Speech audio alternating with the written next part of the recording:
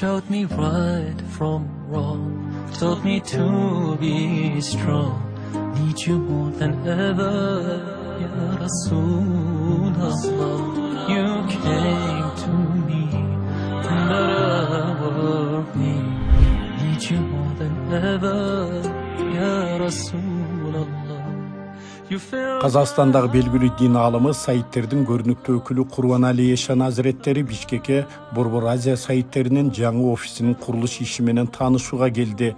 Аны Кыргызстандын Жети областындагы шакирттери жана Борбор Азия Саидтеринин башчысы Саид Умар Олмасханов тосуп алды.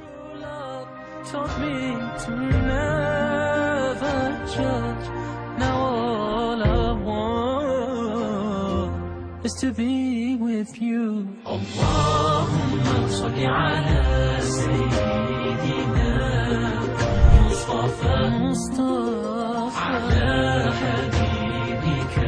Allahu Ekber, Allahu Ekber, la ilahe illallah, Allahu Ekber. Allah Tebarek Teala barlıklarınızga cennetin libasını giygisin, cennetin doğruluğunu giysin, cennette olsun, bağırlığımız olsun diye cemaatimiz ben yüzümüzge nasip olsun. Allahu Ekber. Halil ko'rsatingizlar, niyetlaringizni, amallarınız bulay o'tinglar endi. Эң алды менен курулуш иштери боюнча жалпы маалыматтар айтылды. Бүгүн сиздерге Орто Азияда Саидтер офисинин курулушуну тааныштырып кетейин. Бул биздин Саидтердин офиси 5 кабаттан турат. Ар бир кабатында эме болгон конференция залдары, конок бөлмөлөрү, ичинде бүт условиялары каралган. Бардык шарттары менен курула турган буюрса иншалла. Ошол үчүн ушуга кош келипсиздер, бир жакшы дуаңыздарды берсеңиздер, Аллахтын жардамы менен ушуну жакшы бүтүрүп алсак. Баарыңыздардын үйүңүздөр бул Саидтердин бардыгынын үйү. Ошого кош келипсиздер, дуа берсеңиздер. Allahu Ekber, Allahu Ekber, la ilahe illallah, Allahu Ekber, Allahu Ekber ve lillahil hamd.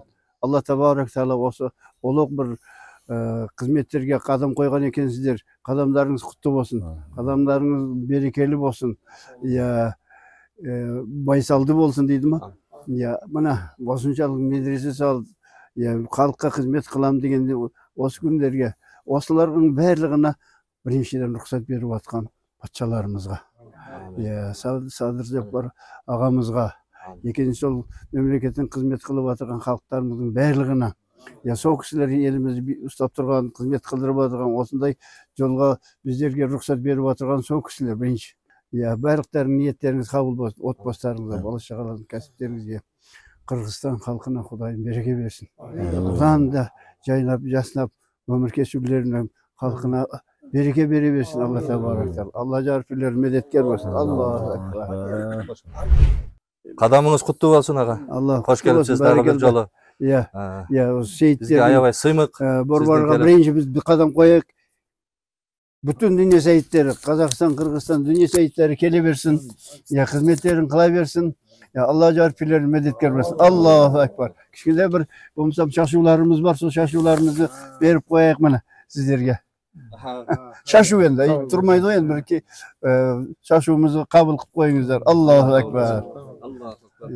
Саидтердин офиси негизинен 5 кабаттан туруп, ал Кыргыздын баалуулуктарын сактоо менен салына тургандыгын Олмасханов билдирди.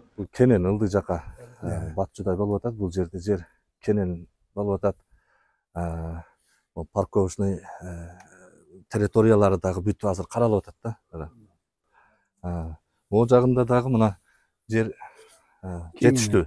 Баары жогунда жайкы бир отуруп эс ала турган бир коноктор үчүн. Чет өлкөдөн келген ушул коноктор үчүн ушул жерде отуруп эс ала турган дагы жайы бар. Буюрса. Саидтердин кеңсеси мына биринчи жол болуп жаткан, биринчилерден болуп мына Аксакал агабыз белгилүү ушу Саидтердин арасында аттын качкасындай таанымал болгон Курбанали Хазрат агабыз келип отурат бүгүн мына зыярат кылып. Биринчи болуп мына салымдарын алып келип ушу стройкага берип тапшырып кетип атат. Мен мына стройка алып барган кишиге өткөрүп берейин. Кабыл алып, эме кылып коюңуздар. Эми мына баарыңыздарга белгилүү мына 70 жылдык атеизм доору бир топ тарыхтардын дагы бир бурмаланып кетишлигине, канча деген руханият тараптарына катуу эле сокку берип койду. Мына азыр бардык жокту Алла таалам өзү берип, эң негизгиси ошол биздин мамлекет башчыларыбыз ушундай бир жакшы улуу иштердин болушлугуна ушундай шарттарды түзүп берип атат. Эң биринчиден ошолорго рахмат айтышыбыз керек барыгыбыз. Анан көптөгөн мына тарыхтар кайрадан мына ачылып баштады. Мына Борбор Азияда көптөгөн элдердин тарыхтары. Мына ошолордун катарында мына ушул жерде байыркы кылымдарда келип отурукташып калган Борбор Азияга пайгамбарыбыздын ахли байти Саидтердин да тарыхы мына ачыкка чыгып баштады да. Мына көрүп атасыздар, Борбор Азия боюнча 1 миллиондон ашкан Саидтердин тарыхы бүгүн мына ачыкка чыгып, Хижаздан ушу Борбор Азияга чейинки жолдору ар бир кадамыга чейин, ар бир учурлары мына даана көрсөтүлүп, мына тарыхтар бир топ ачыкка чыгып калды да бүгүнкү учурда. Өзүңүздөргө белгилүү, Саидтер бүткүл дүйнөгө тарап кетишкен. Бүткүл дүйнөгө тарап кетишкен. Мына эми азыр тарых ачылып калды.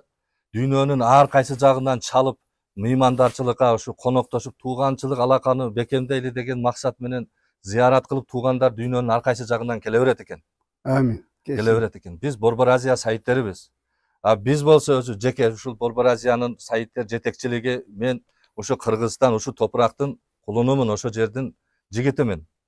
Ошондуктан бир кеңсе куруп, ошо конокторду тосуп алганга, жакшы коноктоп узатсак, бул жалпы мамлекетибиздин дагы абири болуп калат экен, жалпы элибиздин дагы абири болуп калат экен. Мына көрүп атасыздар, мен жалаң гана ушу Кыргыз, ушу мамлекетибиздин улуттук баалуулуктары, улуттук бийиктиктери, мына ушуну менен жасалгаланышлыгыны мына биз койдук. Мына ушундай болуп жасалгаланат.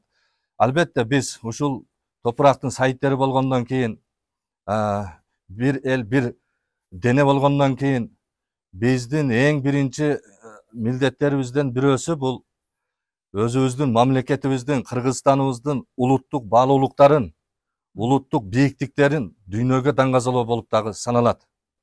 Бәрекелді. Башка республикаларында, Өзбекстан, Казакстан, башкаларда осындай болууда иншалла сиздерден үйрөнгөн олар да кылат иншалла.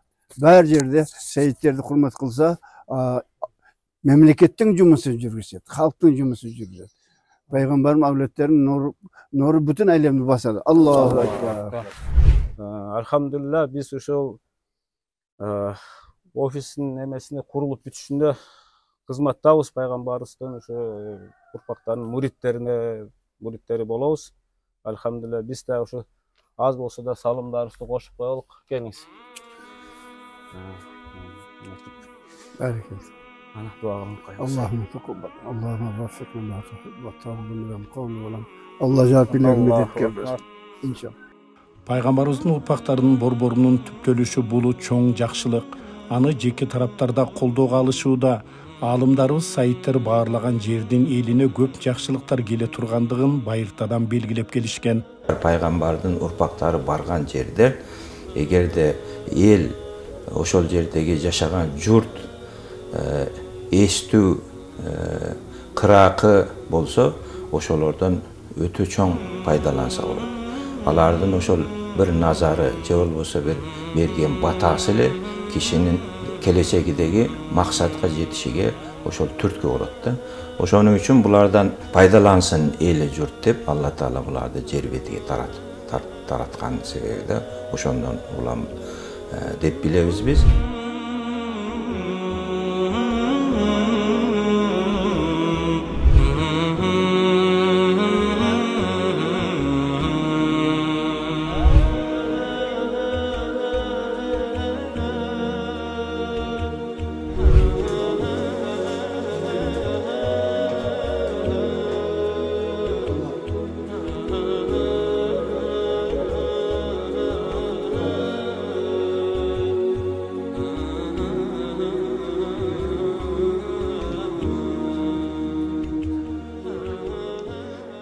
Саидтер үчүн курулуп жаткан офистин иши менен таанышкан соң алыс жакындан келген коноктор сый дасторкон үстүндө бата кылышып, жүрүп жаткан иштер жана келечек пландар боюнча сүйлөшүүлөр орун aldı. Peygamberimiz sallallahu aleyhi ve sellem'in hadislerinde benim ufağımda yaxşısını Allah üçün söyle. Cemaatlerin men üçün söyle. Deydi kendine. Sonra için o Peygamberimiz sallallahu aleyhi ve sellem Peygamberimiz sallallahu aleyhi ve sellem jaralgan. Evvel ma halakallahu. Evvel menin nurumdan jaralgan. Vel mahlukuna minni bukul elim menin nurumdan jaralgan. Evvel ahir Peygamberin nurundan. Evvel ahirin. Sen Allah'ın nuru var sende. İkinci Peygamberin nuru var. Onun için Peygamberimizden urfakların yaxşısını Allah için söyle. Cemaatın ya biz için söyle. Onun için sizler urfaklarınız var. Allah tebarek teala urfaklar başında bir dilekleri kılıp Peygamberimizden için hizmet kılmasını Allah kabul etsin. Allah. اللهم صل على سيدنا مصطفى